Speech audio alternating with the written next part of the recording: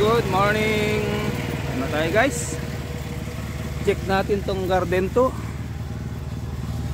Kasi lakas ng ulan kahapon, mga 4:45. Nung punta sana ako magbalot ng patoola, kaso biglang umulan anong pagdating ko dun, kaya bumilta ako pa uwi. Ito na guys, yun na yung tinanim ni Mrs. So pwede na siyang side dressing. Kasi ayan guys, yung kanyang talbos papalabas na, hindi na natin hihintayin, pwede na yung side dressingan, kaya lang basa. So baka bukas dito tayo, pero mag-harvest muna bukas ng beans. At ito na yung kalabasa. Ito yung lalagay nating akyatan, tulos. Ayan. Pero mamayang hapon pa yan, kung depende sa time natin. Kasi ga-harvest muna tayo ng patola. Saka sabay na rin yung pagbalot siguro doon. So dito lang tayo, pasalin lang natin. Kita nyo naman yan, basang-basa. Ito na yung kalabasa natin, nagapang na. Ready yung iakyat yan. So unti-untiin natin yan, kasi ito marami pa tayong gagawin. Ayan. At saka higit sa lahat guys, ayan, kasi ito hindi ko na inararo ulit, kinanalan ko lang, kaya marami siyang damo.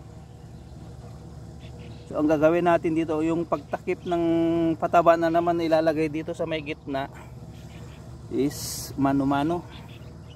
So medyo matagal kasi nga basa. At ito naman yung natapos ko ng isang araw. Ayan, ito yung nilive ko, yung paglagay ng ito. Yung pagtuhog di ko na na-live, di ko na na-video. Kasi hindi siya dire-diretso ba, pag may time balik na naman dito para ituhog yung mga to. Ito naman, i-sprayan na natin to. Baka bukas din ng umaga o kaya mamayang hapon pag hindi umulan. Ito. Itong pangalawa at una, pwede na yan sprayan ng booster at saka insecticide. Sprayan muna natin ang insecticide, yun ang unahin natin. Then ito 5 linya yung unang tinanim.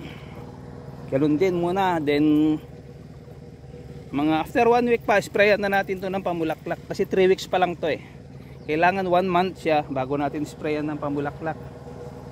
Kasabay ng kalabasa. So kailangan maiakyat ko na yung kalabasa na yun unti-unti, din sabay ko na siyang sprayan, kasi ayan guys, marami na namang damo. Ayan. So mostly ayan lang muna yung gamit ko, yung back camera, kasi yung front alam nyo naman, para tayong alien dyan, mukha na ngang alien na ito na siya guys. So ano na siya guys, ayan kaya dito ko na, konti na lang, 2 dangkal na lang, abot na sa taas. Pero mayroon nang abot sa taas, umabot. Ayan guys, ayan, nasa taas na yung kanyang talbos.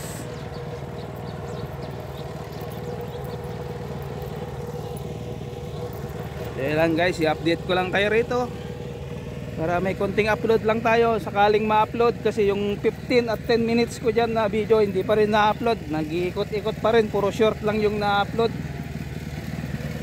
So tara na guys, punta na tayo mag-harvest ng patola. Then binawasan ko na yung kalabasa, yan yung mga talbos nya. Bali yan na yung bunga na baka harvestin ko rin yan mamaya. Pwede na, para yung maliliit na lang ang matira, para hindi mabigat. Ayan, kasya na yan sa 2 karton. Ayan marami na siya, pwede na. So yung matitira na lang dyan, yung maliliit, yung mga ganito na lang. Ito, saka ito alanganin pa. Ayan, pwede na yan, mga yan Ayan. Ayan. So let's go na guys. Thank you so much. Ito yung update natin dito sa garden to.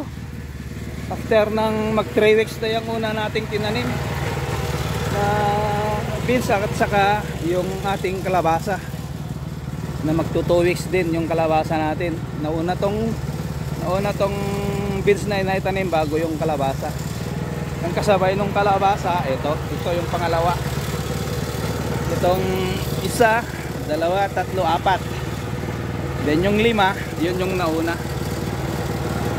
So hanggang sa muli guys. Ayan no, ang ganda ng ang ganda ng umaga. So let's go na mag-harvest ng patola. Thank you so much guys.